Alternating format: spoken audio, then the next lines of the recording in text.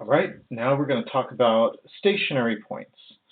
So stationary points are when the derivative is equal to 0. So whenever you have a stationary point, you could either have a local maximum, a local minimum, or an inflection point. So here are some examples. So a global minimum is the very, very lowest point of the graph. Global maximum, very, very highest point of the graph. And so a local maximum looks like it's at the top of a hill, and a local minimum looks like it's at the bottom of a valley. Okay, and a stationary inflection point is kind of it's another moment when the derivative is equal to 0. Now, when the derivative is equal to 0, remember the slope is 0 at those points. Okay, so let's make this chart here. Okay, so when the derivative is 0, we have a local max. So if I'm doing a sign diagram, to the left of my maximum, my slope is positive, right? And to the right of my maximum, the slope is negative. So if the slope is positive and then the slope becomes negative, a maximum looks like this. Okay, it looks like the top of a hill, right? Okay, and then that says near A, so let's call that A. Okay, so and if I've got a local minimum and I'm making a sign diagram, then it's like this bottom of valley, right? The slope is negative, and then at the other end of the valley, the slope is positive. Okay, and what's the shape of a curve of the local maximum? It looks like that, right? At x equals A. Okay, and now stationary inflection point. So if I've got a curve that looks like this, then right at this point right there, we know that our slope is positive, and then it's 0 at this point, and then our slope is positive again. So if I was to draw a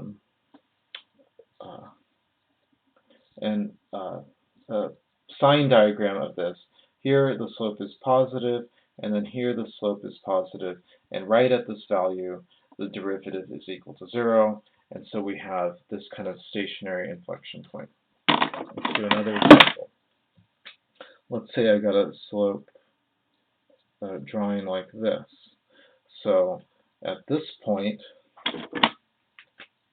right here is my stationary inflection point, and so for this sign diagram, the slope is negative, and then it's 0, and then it's negative again. So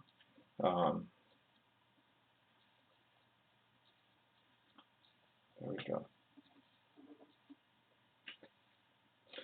Let's just make this line. I don't know what's happening with this marker. Okay, so let's go on to the next question.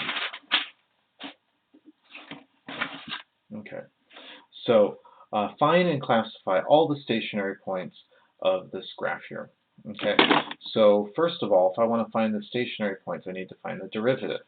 So if I take the derivative, power comes to the front, power decreases by 1, right? Okay, and then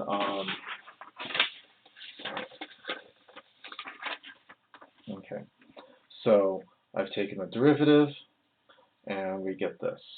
Okay, so now we want to I want to find when this derivative is equal to 0. I could factor out the 3, and I could do this algebraically. I could say, okay, how do I factor this out? Okay, well, what two things multiply to give me 3? Well, you know it's going to be 3 and a 1, and so one of them is going to be positive and one is going to be negative. In order to get negative 2x, I'm going to have negative 3 times x and positive 1 times x. And so if I factored it out like that, then you know x is equal to positive 3 and x is equal to negative 1. Okay, and at those two x values, we will have a stationary point. Now, you can also do this on a calculator. If I had the derivative on the calculator, I could say, let's look at this. Okay, so 3x squared minus 6x minus 9. If I want to graph that, then I get this, and then I see that x is equal to, the graph is equal to 0 at -1 and 3, just like we did it here. Okay. So you can either find it using the calculator, or you can find it using algebra. Okay. So we know that our stationary points happen at these x values. So now I want to sketch this. Okay, so I'm going to type this into my calculator.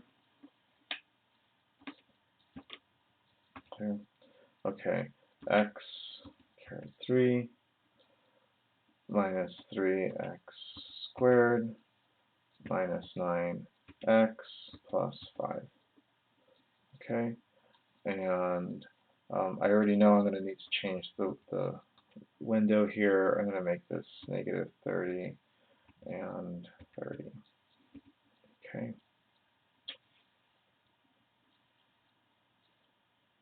So there's my graph.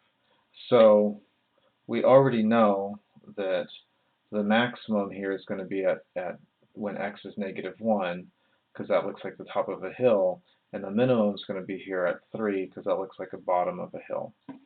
So if I was to do a sign diagram from looking at this, you know that to the left of -1, we've got a positive, and to the right of -1, we've got a negative slope, and then to the right of 3, we've got a positive slope. Okay, so at -1, if the slope goes from positive to negative, we know that we have a local. It's not a good pen. We have a local max at x equals -1, because it's going up and then it's going down. And we have a local min at x equals 3, because it's going down and then it's going up. Okay. Now, and the sketch which we just did right here, I'm going to put this into my notebook. -1, 3. Oops.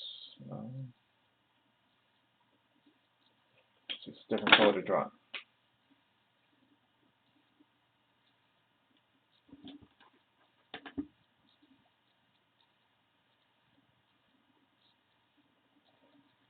Something like that.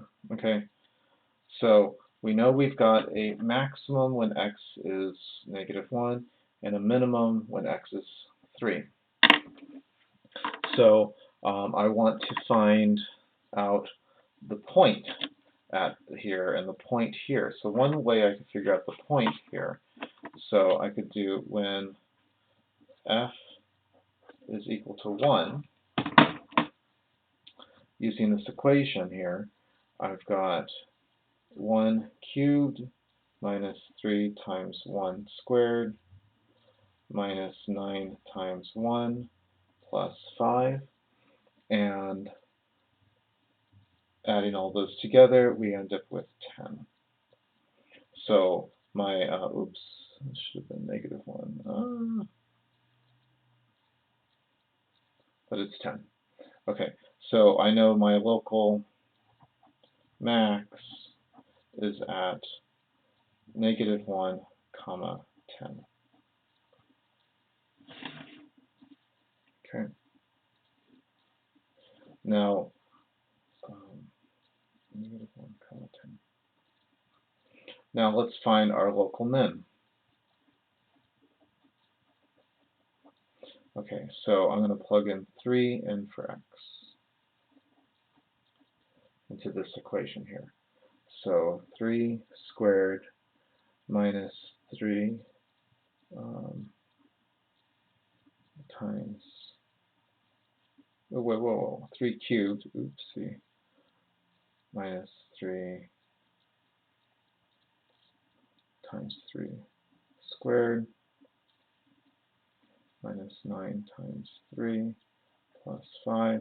Basically, I plugged in 3 here, here, and here. And then we simplify that and we get negative 22. And then, so we know that the local min happens at 3 comma negative 22. Okay. Now one more thing. I'd like to show you how to do this, find these points using the calculator. So what we're going to do,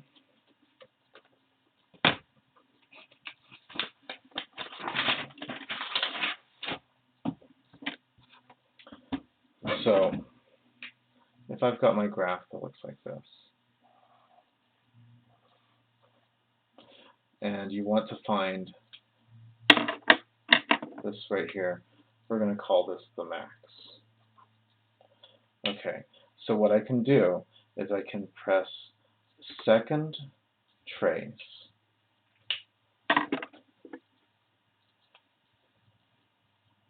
second trace,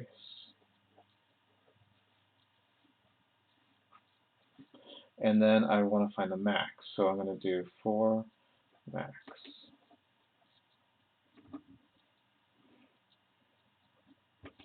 And then it says left bound, so I'm going to go to this side for the left bound.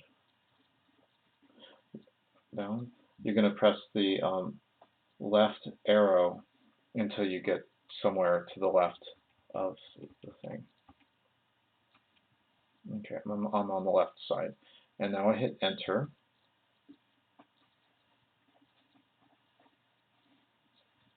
And now I'm going to do right bound.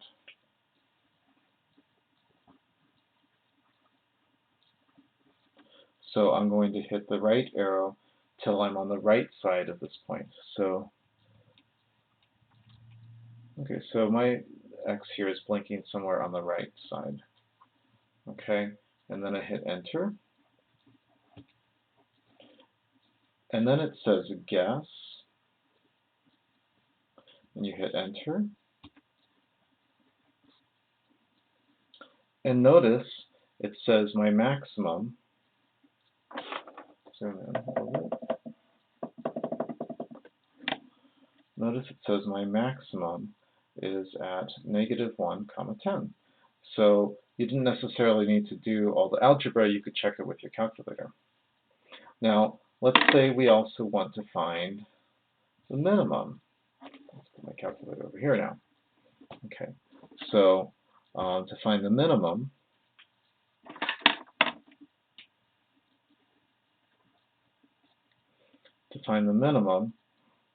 same thing, second trace, and I go to 3 for minimum. So I'll write that down. So second trace and 3 for the min. Okay, and I hit enter, and now I want to go, it says left bound, right? Correct? So I'm going to go here for my left bound. So I'm going to hit the arrow until I get to the left side. So see, it's on the left side of the valley here. And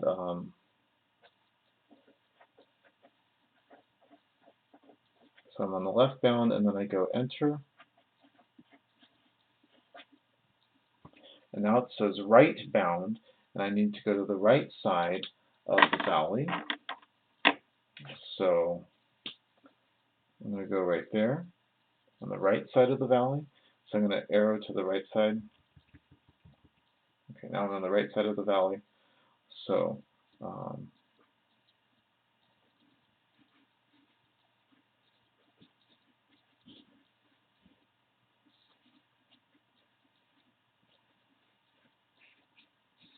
okay, so I get to the right side of the valley, and then I hit enter, and then it says guess. You hit enter again, and now it says the minimum is 3, negative 22. So you can find your global minimums and maximums using the calculator like I just showed you, or you can do it algebraically. On the IB test, they may ask you to do both, and so it's good for you to have these notes. Good luck with the homework, and have a good day.